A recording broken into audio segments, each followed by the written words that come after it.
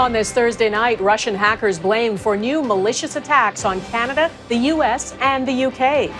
Why research into a COVID-19 vaccine is the target. And I think that's pretty appalling, I have to say. Plus, how a judge says Canada's own spy agency broke the law. Ottawa's strategy to restart the economy. We've outlined 7 priority areas. The $19 billion being doled out. A reality check on the risk of air travel. Why one infectious disease expert says what happens on the ground is more worrisome. And letters of love. Almost like having Jim back with me. Messages she wrote to her husband, recovered decades later. Global National with Donna Friesen. Good evening and thanks for joining us. The race to develop a vaccine for the novel coronavirus was already intense. Now there's a new sinister layer. Canada, the U.S. and the U.K. warn that Russian hackers, possibly linked to Russian intelligence, are targeting organizations involved in the research and development of a vaccine, including here in Canada. Mike Drolet looks at the threat and what's at risk in our top story tonight. The race to develop a vaccine for COVID-19 just got political. Alerts from Canadian, UK, and US cybersecurity agencies aren't just warning of hackers trying to steal medical research. They say the hackers almost certainly operate as part of Russian intelligence services. This is a global issue. Every actor in the world is looking for the vaccine. A report in April had warned of attacks against a Canadian biopharmaceutical company, but the attribution then was the very generic cyber threat actor. With this attack, Canadian and UK officials seem determined to publicly shame Russia. And I think that's pretty appalling, I have to say. At a time where the world's coming together, we're all trying to find a vaccine that both our people and people around the world can benefit from. To have the Russian government engaged in that endeavour, I think needs calling out, and I think the world should know it. Russia has vehemently denied all involvement through its state-run media channels, saying the allegations weren't backed up by proper evidence. But cyber experts say that's not true. In this case, the Russian hacking group APT-29, or Cozy Bear, was identified through code it had used before, a sort of signature. It's the same group that was accused of trying to influence the 2016 U.S. presidential election. With the current attack, it's unclear if any information had been stolen, and security officials didn't speak to motive. So they may have been trying to get intellectual property to either benefit their own research, to piggyback on Canadian and Western efforts. They may also have just simply wanted to disrupt vaccine development in Canada, knowing that this would have some kind of effect. Russia has been put on notice, and the hackers now know they're being watched. But if they're as good as they've proven themselves to be, they probably knew that before. Mike Drolet, Global News, Toronto. A scathing court decision was made public today about illegal tactics Canada's spy agency, CSIS, has admitted it used in national security investigations. Federal Court Justice Patrick Gleeson says CSIS has a cavalier institutional approach to the rule of law and is calling for a comprehensive review of the agency. The judge says CSIS used illegally collected intelligence to obtain warrants for counterterrorism investigations. That included paying an individual known to be facilitating or carrying out terrorism during an investigation into Canadian foreign fighters, and CSIS knew it was illegal. Gleeson says the review must look at the interactions between CSIS and the Federal Justice Department to fully identify systemic governance and cultural shortcomings and failures.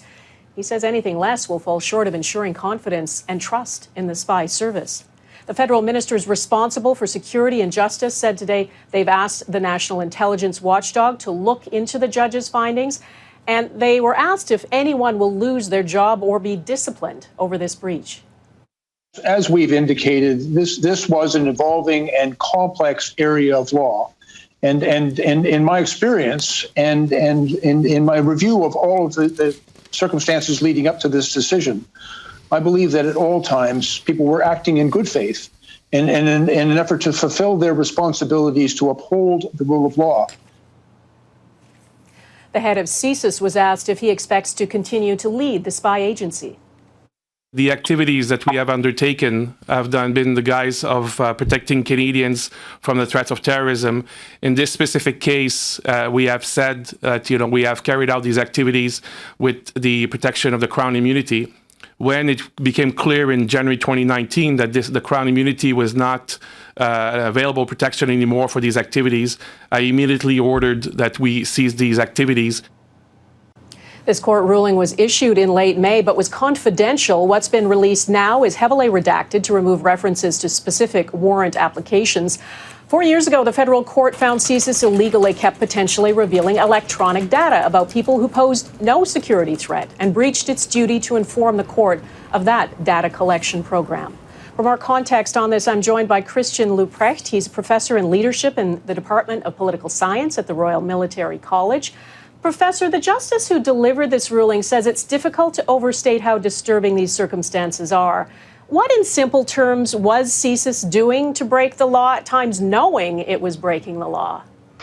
Yeah, the decision suggests that there's serious reputational risk. And that's what we also get from the reaction from the government and from CSIS. So CSIS obtains warrants under a lower threshold than what is required for criminal prosecution, something known as reasonable suspicion. And so CSIS clearly believed that it was meeting its obligations under the letter of the law.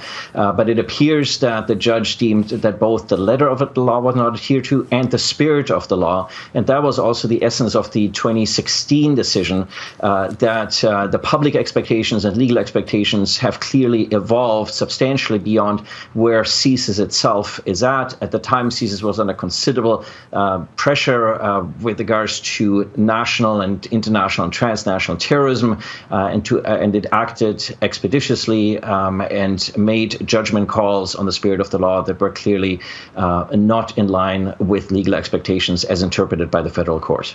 Well, the head of CSIS said today it works in a complex geopolitical environment and relies on human sources, and sometimes it has to pay them. What is the danger if that goes unchecked? So we have a circumstance now where I think the risk of this recurring is unlikely. We have an intelligence commissioner that signs off on and reviews warrants. We have the National Security and Intelligence Review Agency that this government has put in place, and we have the National Intelligence and Security Committee of Parliamentarians that can also look at these issues. And so there might be a public perception that CSIS or some of its agents have gone rogue, but this was never the case, and I think this is also what the director, the court, and the minister affirmed here. Rather, this is a matter of process and a matter of substance of how CSIS deals with its business. Is the line between what's legal and illegal in intelligence gathering and spying a fine one? It is certainly a matter of context, but that context and the legal precedent for that is evolving rapidly with the number of court decisions that we have. And often, given the changing threat environment, the operational dimensions of the organization evolve faster than the ability to either challenge the operations in court or to have appropriate review mechanisms in place to be able to comment on those operations. And so clearly this is an instant where operations got too far ahead of the ability to keep track of the grounds on which CSIS was making its operational decisions. The justice calls for a comprehensive review of CSIS. What do you think has to change? Well, certainly, as I've mentioned, there are now 3 institutional entities in place that were not in place at the time when this type of conduct was happening. And the government is taking this so serious that we have, the court gave the government a heads up, and we have a coordinated response between both CSIS as well as the justice ministers and the Minister of Public Safety. So this suggests that there is broad agreement with regards to the decision as well as the way forward. But the government is clearly so concerned that it has appointed a former Supreme Court justice to monitor implementation of this decision, to report back to the bureaucratic oversight entity, that is to say INSERA, and for that entity to report to NISCOP, which is composed of parliamentarians, so that Canadians have assurance and accountability on CSIS's efforts to change its ways. All right, Professor Leuprecht, thank you for your time. It's been my pleasure. Thank you. Now to the pandemic. The Prime Minister, Justin Trudeau, has announced a $19 billion deal to help the provinces and territories restart their economies safely and prepare for a potential second wave. The money will cover the next 6 to 8 months. There are 7 priority areas, including testing and contact tracing, personal protective equipment, and long-term care. The Prime Minister says the aim is to get things back on track safely. We also have to make sure that people can get to work safely, that children are looked after, and that those who can't find work right away are supported. So, making sure there are enough safe childcare spaces available, or supporting people who don't have paid sick leave. Those must be top priorities too. The deal has been under negotiation for weeks. The provinces and territories have agreed to spend the money on what it's designated for. And the Prime Minister confirmed today the Canada-US border will stay closed to non-essential travel until August 21st. Only essential workers, trade shipments, and those reuniting with immediate family members are allowed to cross. There are more developments tonight regarding the Liberal government and the WWII charity. The House of Commons Finance Committee has opened its investigation into the issue. The Ethics Commissioner says he will now investigate whether the Finance Minister, Bill Morneau, and the Prime Minister violated conflict of interest rules. Abigail Bimman joins me. Abigail, we're learning that the WWII charity stood to be paid much more money than was originally reported. What came out of the minister's testimony today? Well, Donna, the Minister of Diversity, Inclusion and Youth, Bardish Chagger, told the committee that had the program taken off and expanded, we stood to be paid $43.53 million. The previous number made public was $19.5 million, which Chagger explained was an initial amount, all part of the $912 million program. And Chagger stressed the majority of that money would go to student grants. Things got heated with questions from the opposition. The NDP's Charlie Angus pushed Chagger as to whether she had discussed the Prime Minister's connections to the WWII charity. Yes, these questions were posed. Our focus was on delivering a program for students to be able to volunteer, provide service opportunities in communities, and link them with not-for-profits that were looking for much-needed support. And therefore, that was my focus. Yes, I asked tough questions of the public service. When we made this decision, when the public service recommended that it was the only organization that would be able to deliver this program, we continued to have tough conversations, and then finally I accepted the recommendation. The senior bureaucrat who initially called WWII told the committee she did so on April 19th, letting them know broadly what the government would be looking for in a potential partner. Rachel Wernick says then on April 22nd, after the Prime Minister's public announcement, Craig Kielburger emailed her a detailed proposal unsolicited. Wernick confirmed there was never a competitive process, citing the very short time frame to deliver the very large program. Abigail, we've heard lots of apologies from the Prime Minister and the Finance Minister. Today, the Deputy Prime Minister added another one. What did she say? Well, Chrystia Freeland said everyone in Cabinet bears responsibility for the whole WWII affair, and she offered a very clear apology. I very much regret what has happened, and I'd like to say to Canadians, I'm really sorry. We have so many huge issues facing our country. Clearly, our government made a mistake. Two committees are now investigating this issue, Abigail, plus the Ethics Commissioner. And today we learned that he is going to broaden his investigation. That's right. Mario Dion will also be investigating Finance Minister Bill Morneau, something the NDP and Conservatives were calling for. Morneau declined an interview request, but said in a statement that he will, quote, fully cooperate with the Ethics Commissioner, and also reiterated his apology, saying he should have recused himself from discussions involving WWII as his daughter works for the organization. Now, we still don't know whether committee will hear from the Prime Minister. Trudeau said again today his office is still looking at the invitation. Donna. All right, Abigail Bimman in Ottawa, thank you. The WWII charity has announced a major overhaul. It says it is canceling its flagship WWII Day activities for the foreseeable future and returning to its roots, what it says is international development work focused on children and families. It says it's hiring a risk and compliance officer who will report to the board of directors and creating more separation between its not-for-profit branch, WWII charity, and its for-profit enterprise, Me to WWII. The chairs of both the Canadian and U.S. Board of Directors resigned in the spring. Many board members have been replaced and staff have been laid off during the pandemic. Major new clues in the Quebec manhunt coming up, why police believe Martin Carpentier is still alive.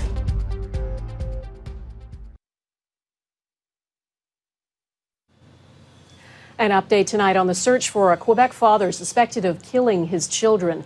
Martin Carpentier has been on the run for 9 days now. His 6- and 11-year-old daughters were found dead on Saturday, and There's been no sign of their father since, though police say they believe he is alive and on the move. Mike Armstrong is in the town of St. Apollinaire tonight. Mike? Well, Donna, police have been tight-lipped for a couple of days now. Well, there was a major update here at the command center this morning. La Sûreté du Québec. Police gave a short statement, but for the first time saying there has been a sign Martin Carpentier is alive. According to provincial police, they have recovered evidence that show Carpentier spent time in a trailer in this area, and they believe there were items taken that would help him survive. Now, police are asking anyone in the area to check their sheds, cottages, trailers, or hunt camps for any signs of entry and anything that may be missing. They're even asking that if anyone has hunting or wildlife cameras, that they check whether Carpentier might have set those off. Now, this has been a day and night effort, but it may be in the wrong place.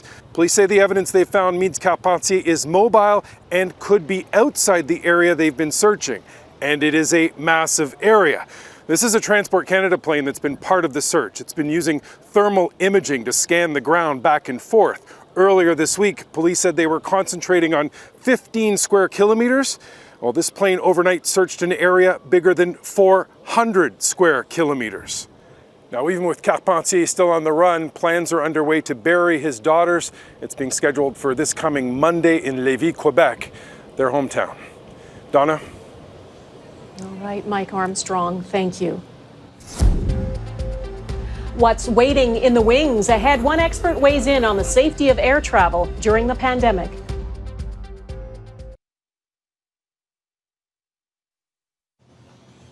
As Canadians make plans for summer vacations, thousands are getting on planes, though the federal government is still recommending against non-essential travel. As Heather Yourex-West explains, as more people fly, there are reports of possible exposure to COVID-19 on dozens of flights. During what should be the height of the summer travel season, Canada's busiest airport is eerily quiet. Air travel has taken a massive hit because of the pandemic, but there are still thousands of people flying into and across the country, some bringing the virus with them. The Canadian government has flagged at least 31 flights so far this month for possible COVID-19 exposure. 17 of those were international flights. According to the Canada Border Service Agency, the number of international passengers arriving at Canadian airports each week has tripled since early May.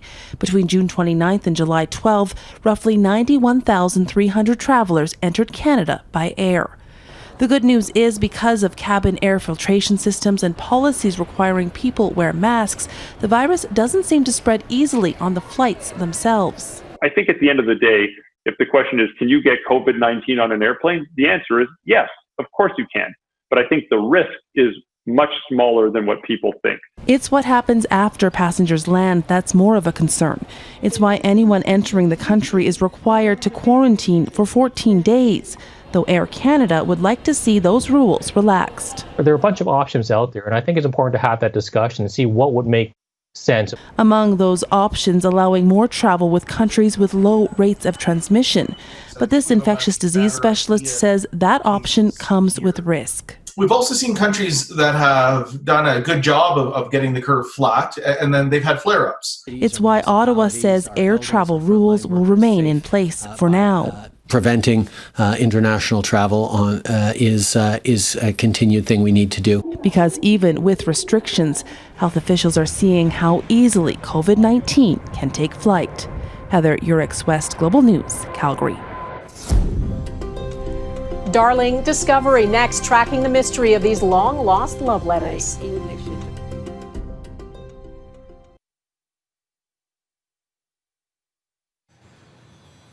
They say love is something you can't put a price on. So what do you do if you find a stack of long-lost love letters that don't belong to you? It happened to a Saskatchewan couple who discovered hundreds of handwritten love letters while renovating their home. Brian Kessler explains how the real-life love story unfolds. This was the gift from my friend. This leather case is full of history that Wynne Richards thought ended up in the trash. Thankfully, she was mistaken. Love is the greatest power. Isn't it? Really? In June, a Saskatchewan couple was renovating their basement when some insulation tumbled to the ground.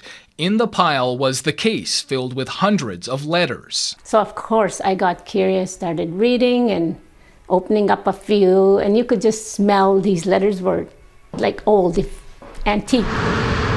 They were sent from Lashburn, Saskatchewan to Leeds, England, following the Second World War. The messages beginning with, "To my very own darling." I was like, we have to find the owner to these, or at least some family members. Using the names and addresses as clues, Noella Mitswing turned to social media, hoping to find the family. And with some luck, she tracked down the author's love, now 96 years old. It's like having Jim back with me. Yeah, back together with my memories, with his letter. Wynne was a city girl in the British Royal Air Force. J.A. Richards, or Jim, was a flying officer, the son of a Saskatchewan farmer. We just looked at each other, and he said, I'm going to marry that girl. I never told my kids that. He proposed within months, but victory in Europe meant Jim's return to Canada. That's when the letters started, back and forth every few days for a year and a half, until they could finally reunite. What did you feel in that moment? Oh, hug. Wynne bought her wedding dress as soon as she arrived in Canada and said "I do" in a Lashburn church. During their 54 years together, they raised 3 children. I think that's what this world needs, is love, for everybody's sake. Jim died in 2001. Wynne never remarried. She knew there would never be another man like her husband or another love story she'd rather be a part of. Ryan Kessler, Global News, Saskatoon. So sweet. And that is Global National for this Thursday. I'm Donna Friesen. Tonight's Your Canada is this team of ducks in a Montreal park. Or it could be a raft of ducks, or a paddling two, or a flock, depending. We'd love to see Your Canada. Please email it to viewers@globalnational.com. Bye-bye.